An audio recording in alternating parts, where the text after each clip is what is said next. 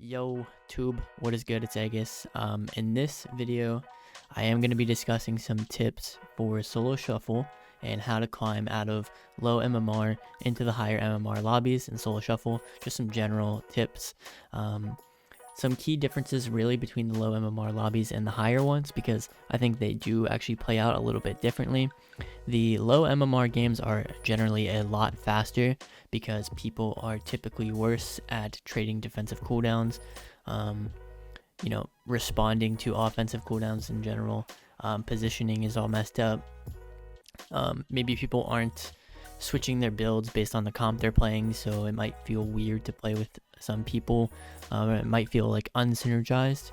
Whereas at high MMR, most of the time people are making those talent adjustments, people are responding to offensives, people don't usually choke their defensives most of the time. Some people do, obviously.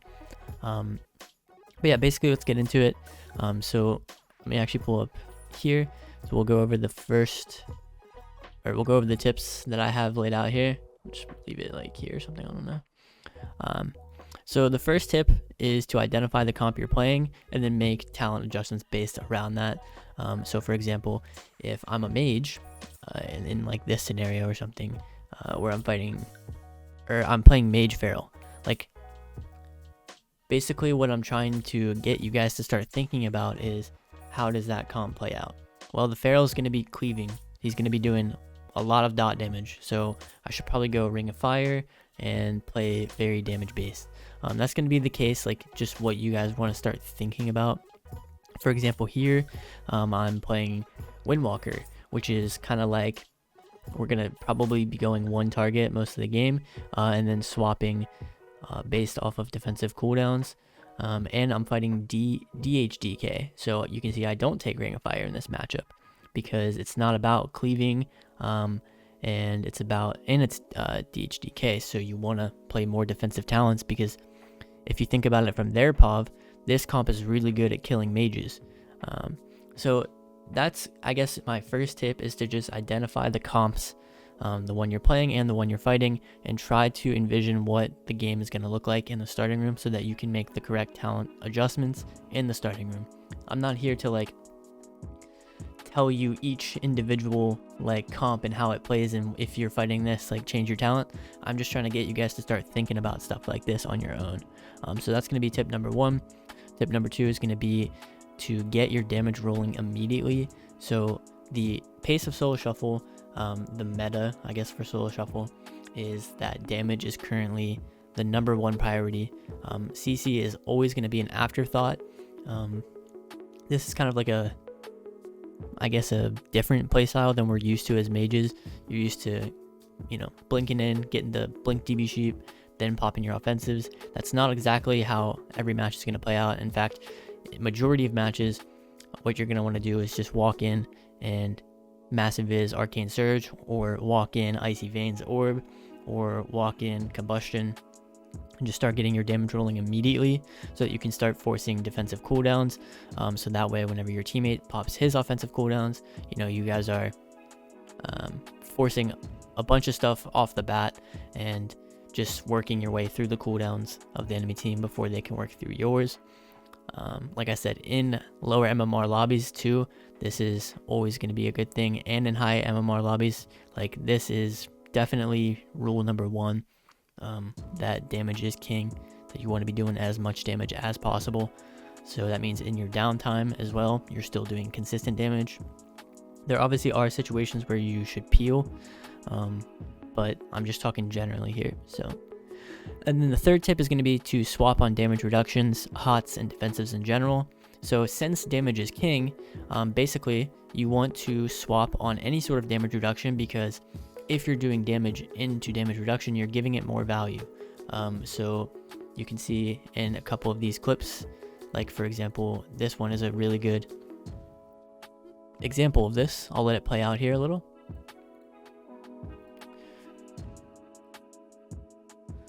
So,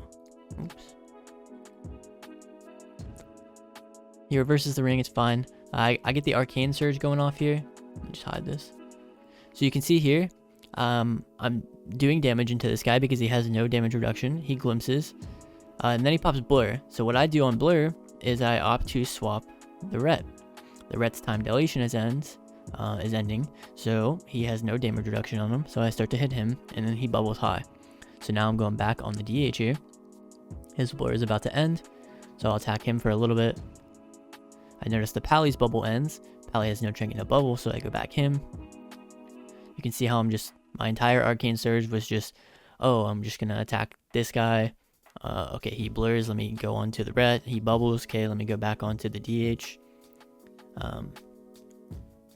And the one thing too is you're also swapping on hots. So you can see the ret is fully hotted right now. So I'm opting to just spell steal during this time and play a little bit more defensive. I also don't have very many offensive cooldowns up currently.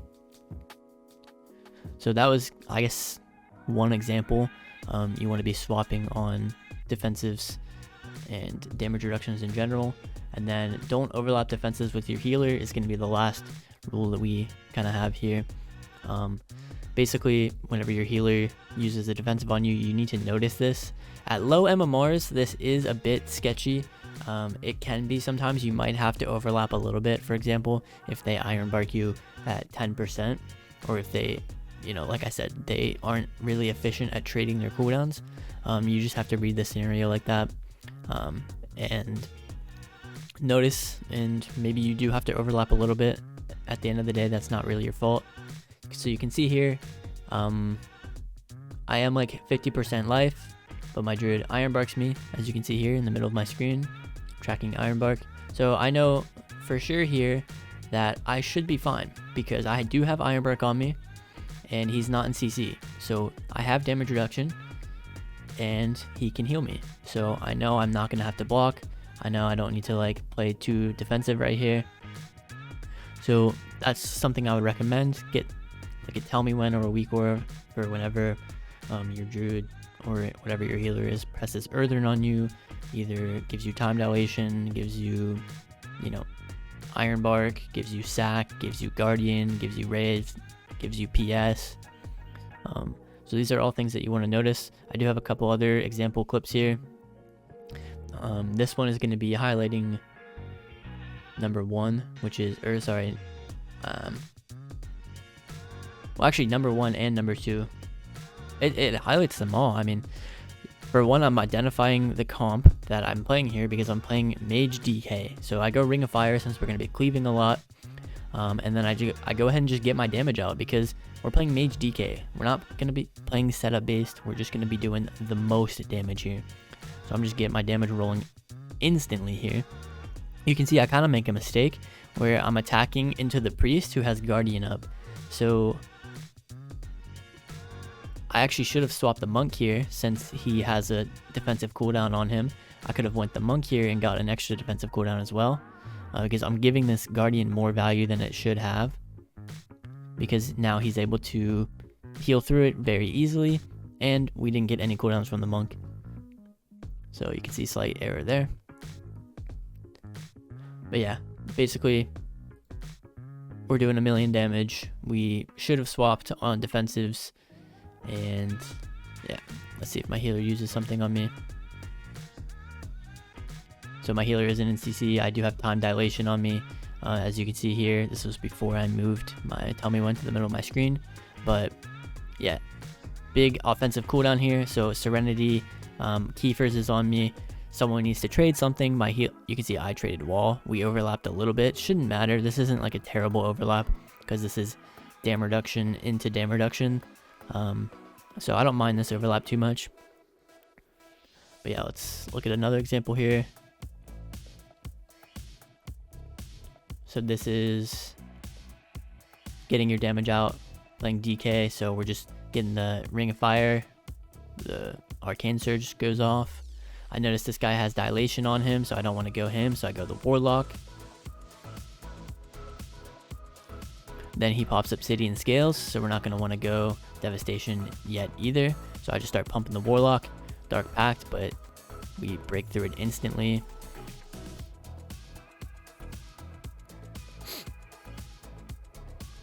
So now this guy's Obsidian Scales is over now, so he doesn't have any dam reduct, so we can definitely look to start going the Dragon here a little bit more.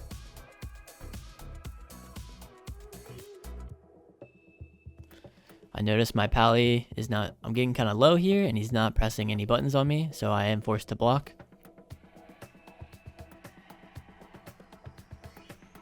Going the dragon here, has no dam reduct, has no hots.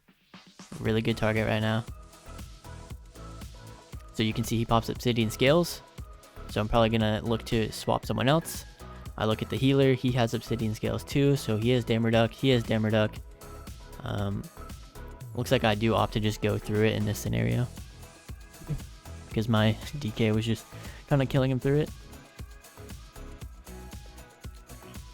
So that's that. Now we'll talk about this clip here. This will probably be the last clip. Turn the volume off.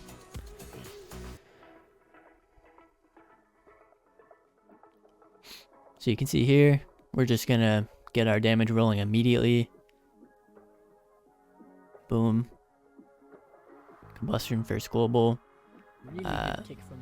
Oops. We're just gonna start doing as much damage as we can.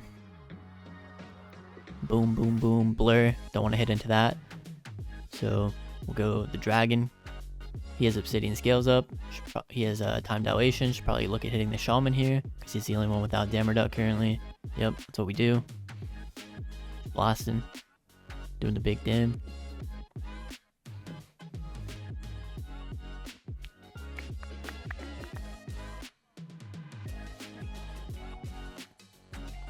Living by myself there using alter time. Pretty nice.